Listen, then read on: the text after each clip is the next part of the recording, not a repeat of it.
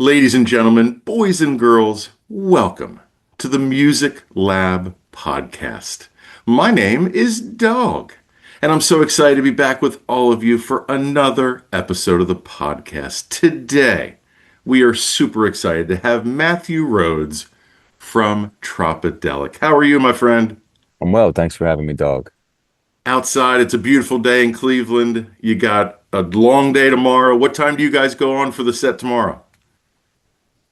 I think it's like 3 in the afternoon or something around there. All right. Oregon. You've been to Oregon before? Have you played I'll in pause. Oregon? Tomorrow's a travel day. The next day we play like 3 p.m. But yeah, we've been to Oregon plenty. Never really flying there though, so it is like we need, we have a connecting flight and then a long drive from Portland to, I guess not that long, a few hours from Portland to Bend area. Yeah. And then that kind of kicks off the summer tour pretty much, right? Yeah, we got a few small trips leading up until Everwild, which is our big festival, and then we go on tour with our friends Little Stranger for a month plus in August and September. So obviously we got this new album coming out. It's called First Light. It comes out on June 26th. You guys have released No Fear, you've released Follow Your Nature, and I think you've released a couple other singles as well. What was it about this album maybe that was different than previous albums, whether it was the process or the recording or just with a producer? Talk about the experience. The biggest differences with this album, I'd say, is one, I feel like I/we have really come into stride with our songwriting in the process. That would lead first and foremost, but also we've worked with a couple of different producers, one of which is a local guy named Greg Broadhead here who toured extensively in a band called Turquoise, which was like a Brooklyn-based funk band. And the guy's just super seasoned and just an overall amazing musician. And then also Spencer Thompson kind of co-produced some stuff as well. He's in Nashville. He worked with groups like the Hip Abduction. Um, so that's been really clutch and sort of elevating the sound of this record. Do you feel like you took any chances sonically or artistically with this album compared to other ones? Sure, sure, but not intentionally. I'm just following the path that my heart leads me on, and it's always changing for me. Um, so maybe it doesn't change as much for others, but for me, I'm just in a new space in life, and I'm really happy to be here and blessed for everything I have. Yeah. How much do you feel like Cleveland has influenced you in your songwriting? Maybe not just this album, but like in with other albums and songs. Asking how much it influences my songwriting is the same as asking how much it influences my life, which is substantial in the sense that I just finished cutting the grass. I love the seasons. In the winter, it would have been snow blowing. It's not, I appreciate the dynamics of, the environment up here and that everything that you have, you essentially have to work for pretty hard. Nothing's ever been handed to us in our career or me in my life. And it's all been earned the hard way. Not that that's unique to Cleveland or anything, but Cleveland is certainly a blue collar sort of real place where um, oftentimes living isn't like the most easy thing. Well, and also too, like I remember you saying in an interview that, when you guys were starting out, the two kind of music scenes that dominated Cleveland were like the metal scene and like the hip hop and rap scene. And you Mm. guys were kind of trying to fit somewhere in the middle. Like talk about how that, was a challenge. Yeah, I don't think that's changed really. I think hip hop and metal are sort of at least the acts that sort of have came out of Cleveland and been successful on a grander scale were largely in those sort of genres. But I listen to Sublime and 311, just like everybody else. That's sort of how I got started doing this. I love them deeply. And by sheer coincidence, I mean, we made this music intentionally, but by sheer coincidence, nobody else in our region was making it. So I certainly think over the years it's worked in our favor more than it's worked against us, but it was, a bit of a double-edged sword. You didn't have any other bands that sounded like us to team up with, or there's not exactly any beach markets out here. But that being said, we're the only game in town if you're into this sort of thing. So that worked in our favor a lot, especially in these towns that don't get a live music in general. We're even more unique when something like us comes to town. So talk about some of the venues that really kind of were influential, like when you guys were just starting out in Cleveland that were allowing you to play.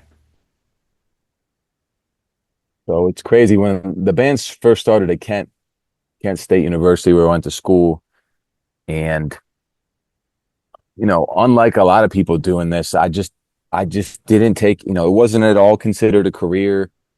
There was no real touring even for many, many years. Which is why I kind of like don't really in my head consider this really starting till probably somewhere around like 2014 or something like that. Because the first 6, 7, 8 years was just weekend warring hobby. I got my degree, I worked a day job. Most of us did back then. Um, so we didn't even play Cleveland for some years, when we started in Kent. And when we eventually did, it was like, the Beach and Ballroom, the Grog Shop. I still have close relationships with those venues, both women owned and operated, both fiercely independent, which is awesome, and also a testament to sort of how things are here in Cleveland. Um, but those are great venues. We used to play venues in Akron a lot, the Kings Rook in Erie, PA. Again, a lot of these independent places that were easy to get into when you didn't have a booking agent. So I guess now, like now that you guys are at this level, is it tough to like, well, maybe tough's not the right word, but like, do you have any trepidation when you're dealing with Live Nation and like, and the machine that kind of runs this whole thing now? They might be watching us now. Sounds good. I don't know. You got to play ball, right? And this is the age we're living in. I've been blessed to have this be, uh, pay my bills. It's amazing, and I never would have dreamed this in those early days. So sometimes tough decisions have to get made, and you just got to do what's best for you and your life and your business, and for everybody involved in the process. So I mean, it sounds like since you guys, like you said, 2014, 2015, that's really when the kind of the ball started rolling. You've went through some transitions, with members of the bands, like you said, transitions in how you've kind of, gone up the ladder with, venues and tours and stuff like that. How has that made you a better person dealing with all of those transitions?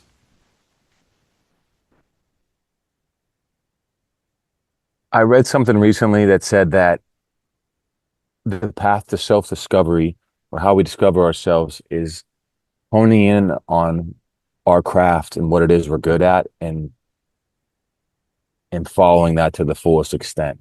So in every step of this, it was echoing in my personal life, sort of like the struggles and the growth and the learning experiences. And I've often said, you know, in some small part, it was the reason some of the lineup changes would have happened is that, your personal growth almost has to stay hand in hand with the professional growth, or at some point it'll sort of come out in the wash. Um, but certainly this has been such a big part of my life for almost my entire adult life, and it's been integral in growth on both a personal and professional level.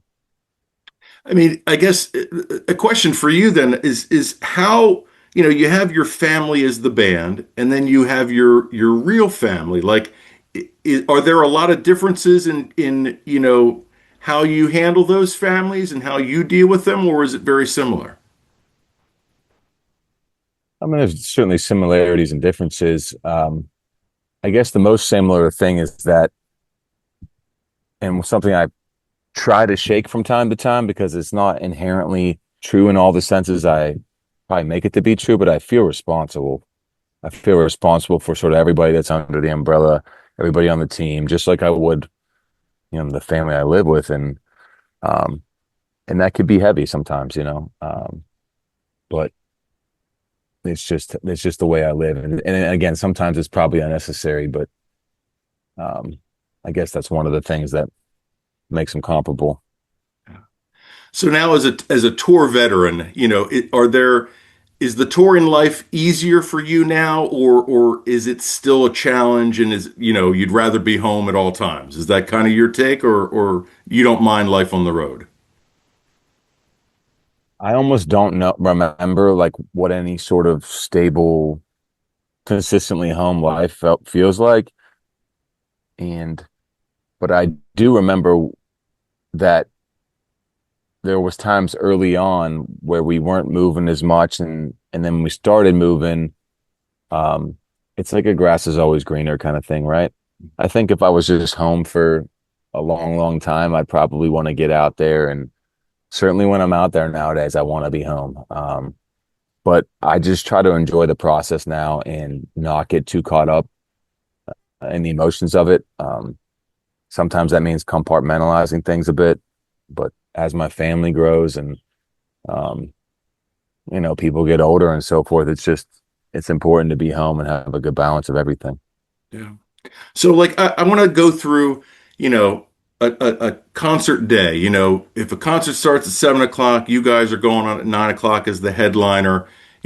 Walk us through that day. Like, for you mentally, how are you, how do you like to typically have your day before that concert? Largely, it depends on. So we're still in a spot where we've always been super efficient and DIY with how we do things. So depending on the situation and where the tour's going, and the situation, like who's if we're support or a headliner, we might be driving ourselves. In which case that can make a big difference, and also where we put the night before. So the travel is a big part of it. So there's some situations where we might be pulling up to the venue barely in time to load in straight from the city before. But on a typical day, or what we'd like to see on a typical day, is wake up around 9 o'clock or so in the morning, get over to a gym, possibly shower there as well as work out, and then get over to the venue for load in. Usually, sometime after load in or after sound check, I'll run and get something to eat. And then I try not to eat again after that for the rest of the night. And then it's a lot of rinse and repeat. We'll drive a couple hours after the show, and never too long or too late if we can avoid it. Sometimes you can't, and just try to like sort of minimize risk and keep things on like an even keel. It's never stay up to 4 in the morning and don't leave till noon the next. That's never. I mean, it certainly was for some early years there, but not anymore. So let's finish then talking about then what you were talking about before with the going to, I guess, heading. You have this tour life, you're doing these day-to-day operations. Like, were there venues like in the past that either you didn't get paid, or like they tried to take like percentages of your merch, or like did you have like venues like in the past that really did you wrong, or did you guys kind of get lucky with all that? Oh yeah, I mean, like lots of unprofessionalism, right, on both sides in the early days. But distinctly remember a venue up here in a suburb. We went and played a free show there one time, and it went really well, and everybody showed up.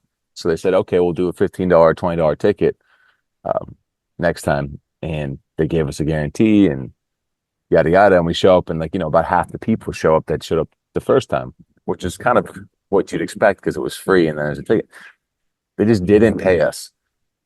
So, and we had no representation or like nothing we could really do. At least I can't remember if I had an agent or not at the time. Either way, we weren't taking the line down. So we pretty much rallied all of our friend group to leave their thoughts on Google reviews, and just say the venue's not open anymore. It didn't go too well for them. The old passive aggressive always works, right? Yeah, I mean, when I hear like even now when I talk to bands where, they're telling me that venues are charging like 25% for like merch or like 40% of merch like sales, like it's so disheartening to me. And I understand like these venues are trying to like, squeeze out as much as they can, but I mean, it is tough. It's really tough. I'm not sure where that merge commission started, but I I got one of the suits to agree with me the other day that just because it's industry standard doesn't mean it's right. You know, things go in cycles, things change. Sometimes it takes a long time for things to change. But just because everybody's doing it and it's accepted, it doesn't mean it's correct. And that's one of those things that it's never sat well with me. Again, you kind of have to make your decisions though, and sometimes there's no option. Yeah. So I would assume at this point, and with you guys, you have a social media team, or are you guys still doing all your social media on your own? We're a part of it still, but there's definitely a lot of people involved now. Yeah. I would imagine just from talking to you that social media is probably not on your radar.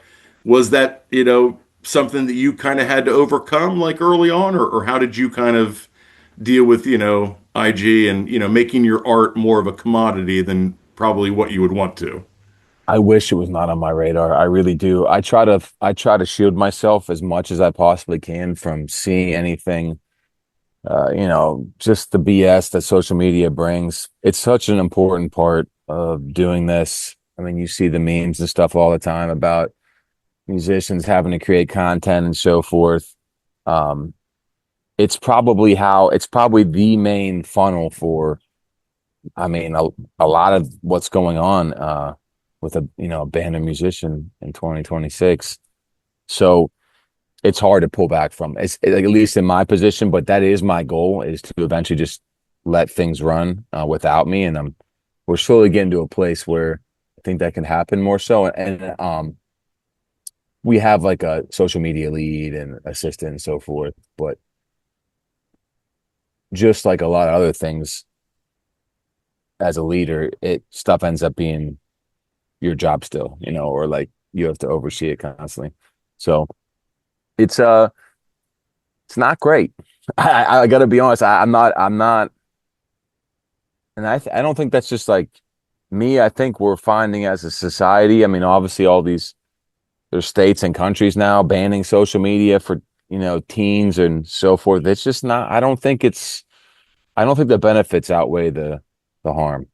Yeah, I think that's a good way to put it. It is unfortunate that, yeah, I mean, that it is kind of just a nature of the beast that you kind of have to do it. I mean, even, I have to do it and I don't enjoy it either, but it is. Right. It's unfortunate that Right. it's how we sell ourselves, right?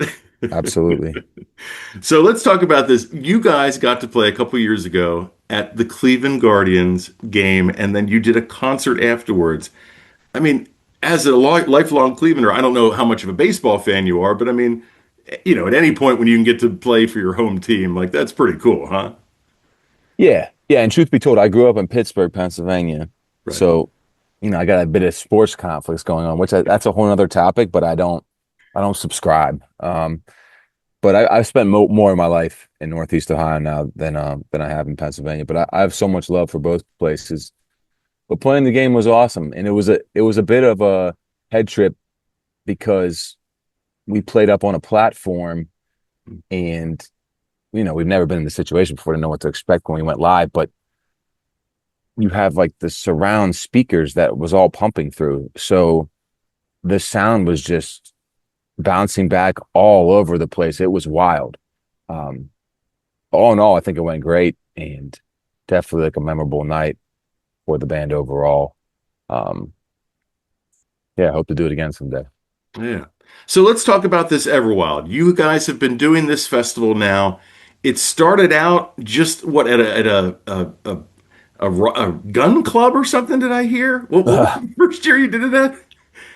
Yeah, it was just a backyard party amongst friends for a Okay. few years. Then our partner came on, Jim, with JSG Live, and we sort of spun it into first iteration, which was at an old like rifle club. I think was one of the first years. It was a ski resort another year, and then we brought Ineffable on as a partner when it became Everwild.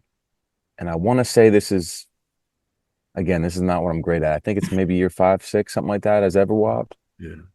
So, I mean, what made you guys decide to do this in the first place? And then, now that you're in whatever year five or year six, I mean, is it what you thought it would be at this point, or is this way beyond like what you expected? Pretty much everything that's ever happened to this band has exceeded my expectations because I never really had any. They often say that you should set goals and work towards them and write down your goals and all that stuff. All things I've never done. I mean, not as it relates to the band, I should say at least. So in some ways, it's kind of it's all just amazing that it's happened this way.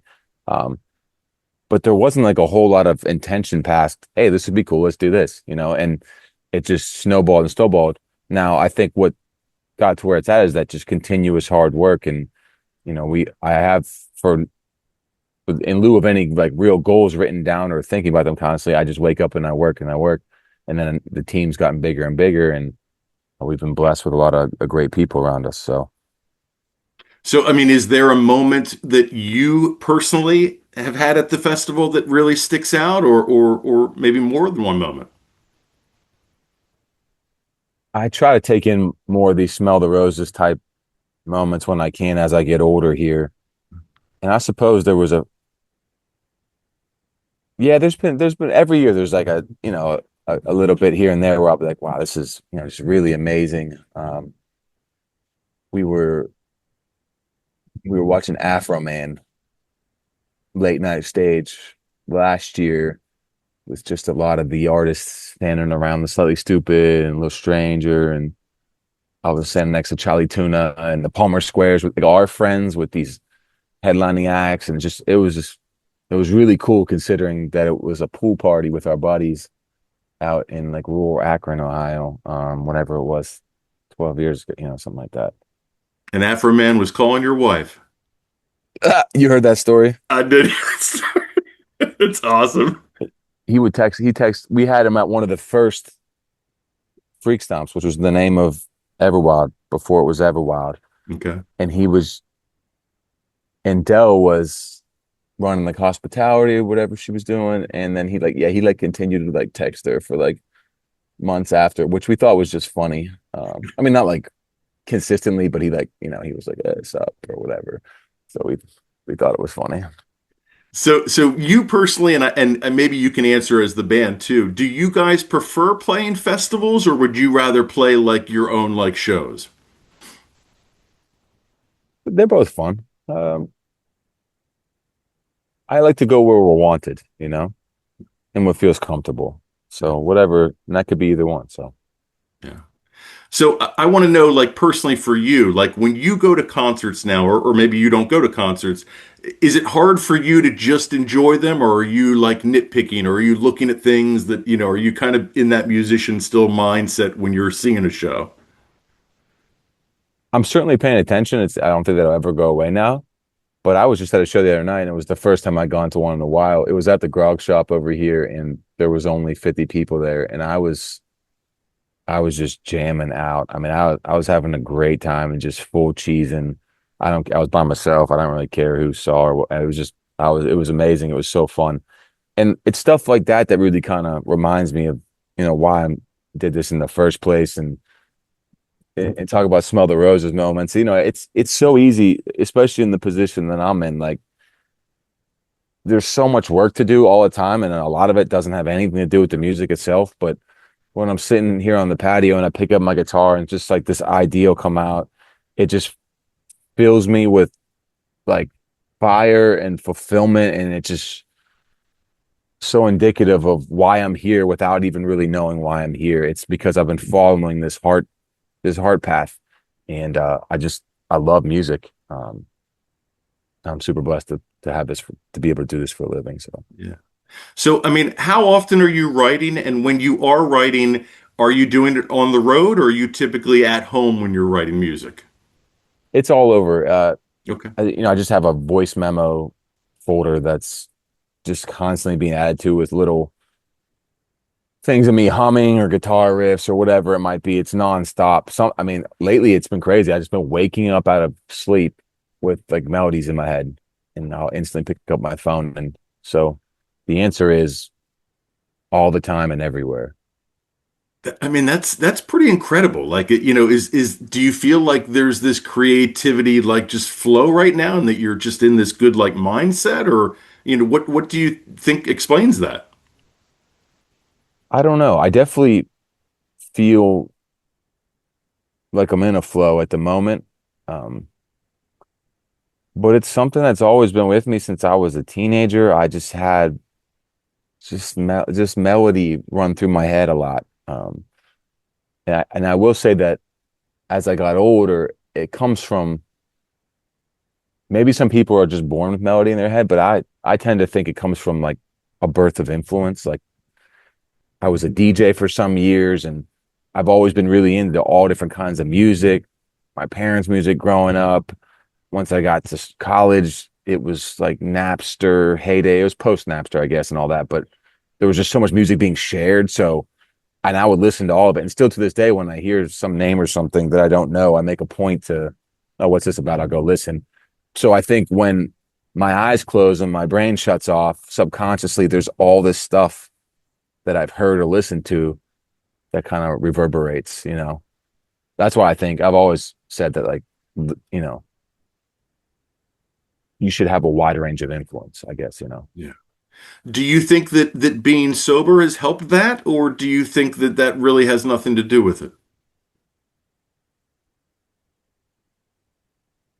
I certainly think that having a clear head Mm, has allowed me to execute on ideas mm, better than the opposite. There's certainly a lot of great ideas I had while not sober. Um, I'm not entirely sure if that's the strongest argument for it, you know, but yeah. I credit a lot of my life, peace, happiness, where I'm at to sobriety, no doubt. So, I mean, maybe you can't speak on this, and maybe you can, and you can do when after I ask you. But do you feel like, the scene right now, your scene, like the bands that are, in your kind of genre, do you feel like the scene is healthy right now? Do you feel like there's a good up and coming, like decent amount of up and coming bands? Do you feel like the headliners are still, creative? Like, do you feel like the scene is in a healthy spot right now? I do. I do. There's a fresh crop of acts coming up. The biggest acts in the scene are still out and touring and making new music that's exciting on both ends, at the bottom and the top of the space. And then it's testament by the fact that there's these festivals on both coasts that happen annually, which are, the scene acts, and a lot of them now, and they always seem to do well, or for the most part, they do well. So I think the scene is healthy and thriving, and we're we're just happy to be a part of it. You know, Yeah. Well, I mean, we kind of talked about this a little bit, but I want to kind of dive into this a little bit more. But, you guys have done an awful lot of collaborations. And I think it's amazing. I think there should be more collaborations. And it really frustrates me when I go to a music festival and bands that are on the same day or same lineup or even on the same stage aren't like collaborating or like not even like giving that a chance. Do you think that is like an ego thing? Like, what do you think that, like, why do you think more bands don't do collaborations? well, in the sense you're talking about, I think people that's what people the conclusion people come to, but it's very seldom the case. Usually, and like I described to you, a tour day, it's very hectic and it's very you have to stay in your routine if you want to survive it all for the most part. So people might just be tired that day. You know, like if they're headlining at 10 p.m. that night and the other act goes on at 5, I mean, they might just be out doing something else with their lives and they should be allowed to. So people saying, "Oh, well, they're here and then why aren't they doing it and stuff?"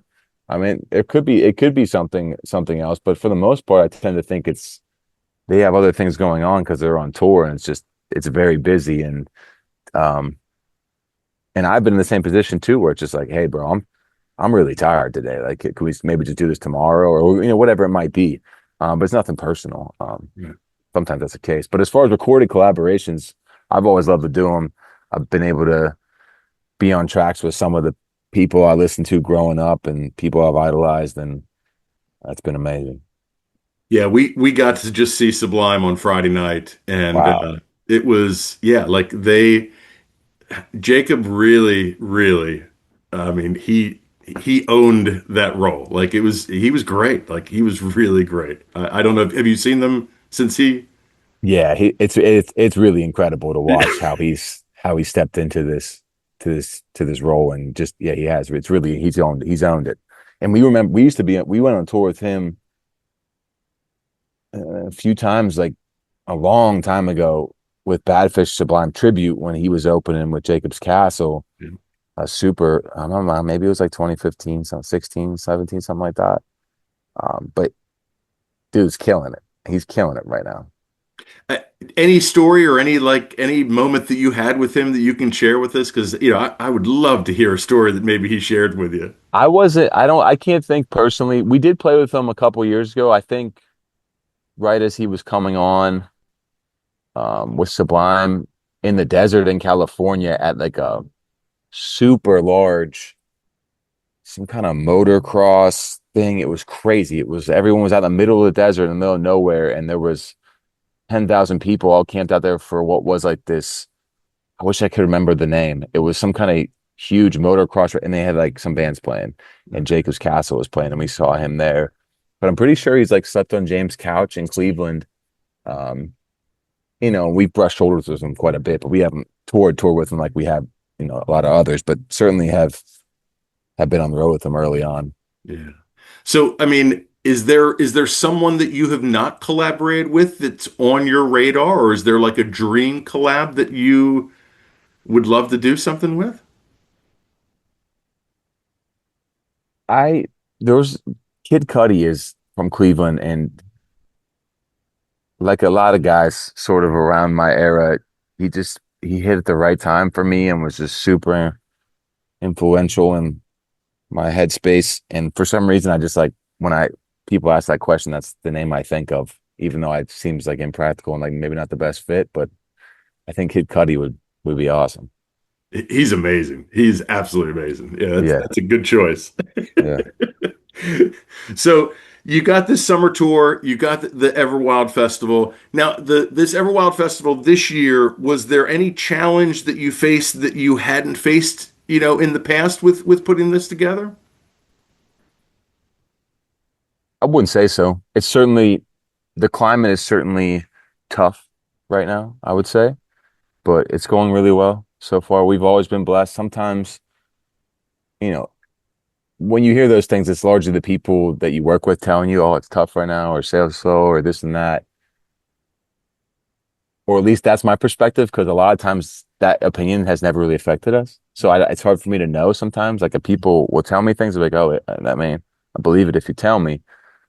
So thankfully, it's been going well. And you know, hopefully, it stays that way.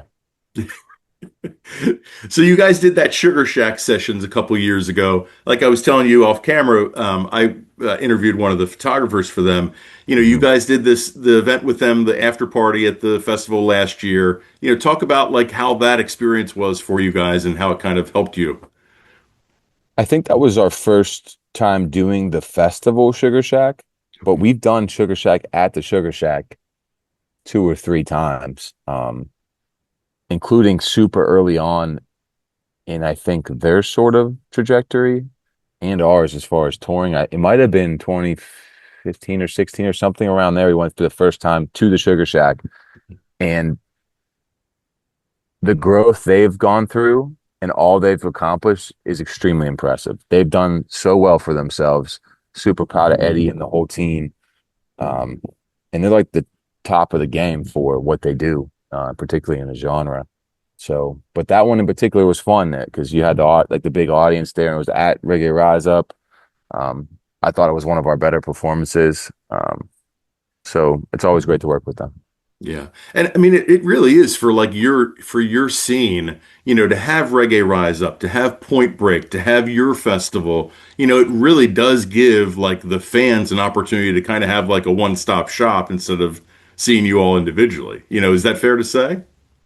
Sure, sure, yeah, and I think it really shows the strength of the scene right now for how many there are um, that continue to be thrown year after year.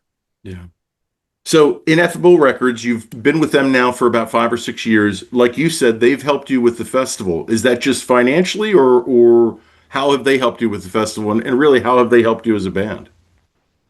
Yeah, they've been a great strategic partner both on the band level and with the festival. Thomas Cousins has been a great resource for us and for me in my life. Just a good dude, good people. Adam Gross at the label, just a buddy of mine now. But those guys have been great to partner with, and certainly you can kind of see where a lot of opportunities sort of opened up for us, and a lot of things came together once we brought them on. So set lists. How much is the set list important to you? You know, do you guys go when you play a town? Are you going back like the previous year when you played that town to look at the previous set list, or how much thought is involved with your set list? We definitely consider that sort of thing. And there's always a discussion of how much should we switch up the set list from night to night or tour to tour. Um, and as the production grows, it becomes more and more difficult to switch things easily on the fly because so many things are become fixed. Um, but it's definitely consideration and mostly done in advance for the most part. Sometimes there'll be um, some last minute shotgun calls, but for the most part, it's ahead of time. And is that your call or is that kind of a band call? No, I don't. I'm not really in charge of the set lists. Okay. Um, we'll have we'll speak as a group about it, but Rob largely is the one who puts those together. Yeah. Is it important to have like defined roles for each band member, or is that not really the case for you guys outside of 100%. playing musician? Yeah, 100%. That every we kind of have a unique setup internally, so everyone has roles and things that they do, and it's largely based around what their strengths are. And a long time ago, I realized that it's not never going to work trying to get someone to do something that they simply don't want to do or aren't good at. So over the years, I've just gotten better at recognizing people's strengths and then setting expectations accordingly, I suppose. So your family, parents, sisters, brothers, anyone like musical, or are you the only one? My brother has is like a DJ of sorts. I don't know if DJ is the right word. He goes by Durlee, Derlee, and he was friends with, or he is friends with, and in circles with guys named Artifacts and Daily Bread, who are pretty big in, I guess, the EDM type scene space. And he has songs with them. Uh, there's some family history of music going back to my early ancestors that came to America. Um, but in my immediate family, not a lot. We listen to a lot of music. That's about it. Yeah. So is there a band or an artist that would maybe surprise your fans that you're a big fan of? And then I want to know what is your best way or favorite way to listen to music? Are you like in the car? Are you in your living room with speakers? Do you have headphones on? Like, what's your ideal way to listen to music? My ideal way to listen would be alone on headphones, preferably in the woods. I can just feel the most that way. It does, and it happens less and less. So I'd say the way I mostly listen to music is in the car. So as my time gets more and more strapped, I try to be more and more effective with what little I have available. So I do a lot of writing in the car. Um, as far as somebody that I listen to, people might be surprised about. I'm not sure. Like I said, I listen to a lot of different music. One of my favorite artists of the last like 10 years or so is Tyler Childers. Yeah. I just found this guy I was listening to all this morning called, I think it's Jameson, like JMSN. It's R&B. It's so good. So that's the kind of stuff, I'm all over the place. Yeah, it's funny. Tyler Childers is supposed to play tonight in my hometown, but Oh, his nice. wife has had their baby, Oh, wow. so they Yeah. canceled tonight and tomorrow night show. They're rescheduled it for August. So that's funny. Oh, You wow. said Tyler Childers. Yeah. So children, you guys have children, or you have children? Yeah, I have a son, a young son, and another on the way. All right. So, I mean, does that change your perspective as a musician, or is like, doing this as a career? It certainly changes my perspective on everything. What it does the most is inserts a greater importance in my life. Um, and the perspective it's given me is invaluable. And I also read some recently saying that, your child is your greatest teacher, and that it's almost just as important for you to grow via what they teach you as it is for them to grow from what you teach them. And for so many years, this was kind of my sole focus. And in some ways, the only thing that really mattered to me. In that sense, probably a little selfish, but now it's just so clear what my purpose in life is and what the most important thing in my life is. And as long as I have those things, then I'll be good. Yeah, I mean, I can't think of a better way to enjoy life, to be a musician and to have your children like on the side of the stage, like watching you. Like, I just can't imagine like how great of a feeling that must be, or like how it will be for you someday, right? Sure, I brought when we played Red Rocks, I brought my son Apollo out on stage, sort of at the end of the set. Like there's like little videos of him on the big screen, like waving. It's pretty cool. Yeah. It's cool. Well, yeah, I mean that's a good segue. So let's talk about Red Rocks, man, because like I said, I've been on the stage, but I've not seen a show there. What is it about Red Rocks that is truly like makes that place magical? The Red Rocks. I don't know. It's just an awesome outdoor amphitheater. Like I said before, it was never. Some people's like, "Oh, I got to play Red Rocks." I'd be lying if I said it like, oh, I wouldn't. I didn't think about wanting to play Red Rocks, but it was never some sort of established goal. Both times we played there was with 30 Heads, so shout out to them. They've always been super cool to us, taking us out with them a couple times. Um, it's an amazing venue. It's an amazing venue to play. It's an amazing experience to be there. It's undeniably one of the best outdoor venues in the country, maybe the world. Um, so we're just lucky to have been able to be there. Yeah. Well, the new album is First Light. It comes out June 26th. We've had some singles that have already been released. Man, Matt, thank you so much for doing this. And have a safe flight tomorrow out to Oregon. Rock it out there. And then, yeah, I mean, you got a busy, busy summer with our friends, Little Stranger. Hopefully, they don't dement you too much. Yeah, they're crazy. Oh, man. So, yeah, ladies and gentlemen, what's the best way to find you guys on your socials, website, all that stuff? Give the Yeah, fans just all search the Tropidelic. You find us. You find us wherever you want to find us. hell yeah. Well, ladies and gentlemen, don't forget to like, follow, and subscribe to our YouTube channel, our social media pages. That helps the bands and artists like Tropidelic that we feature. Also, check out our sponsor, RAR Outfitters. That's RAWR, outfitters.com. Don't just wear, RAR. And as always, ladies and gentlemen, I've been Dog. You've been great. This is the Music Lab Podcast.